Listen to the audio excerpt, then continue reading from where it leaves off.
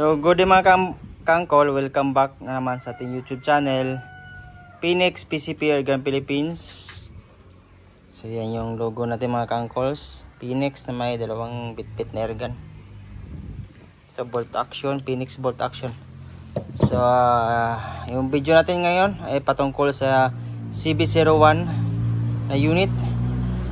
So ganun pa rin, adjustable power, tapos adjustable trigger tension, pwede siyang tigasan, pwede siyang hinaan, swing type, hammer type. So yan, ilang inches ba to? 21 inches barrel, naka CBB barrel, smooth twist barrel.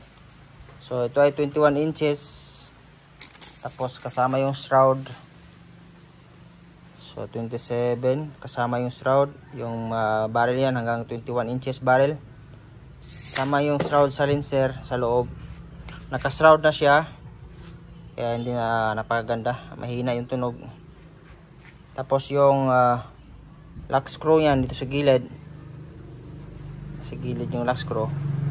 Para pagpalitan yung barrel, hindi mo na kailangan tanggalin yung scope. Kaya maganda din kung nandito yung lock screw sa gilid. Kasi luwagan mo lang, pwede mo nang tanggalin ang barrel. Unlike kung nandito yung locking screw mo sa taas, kailangan mo pa tanggalin yung scope. So input, yung tangke niya is 0.5 liters. Kalaki yung tangke.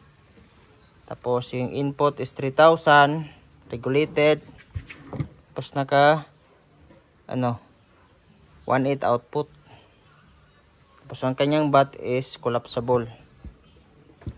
Kung di bali, pwede siyang mabali, kumbaga. So yung zero natin around 20 meters.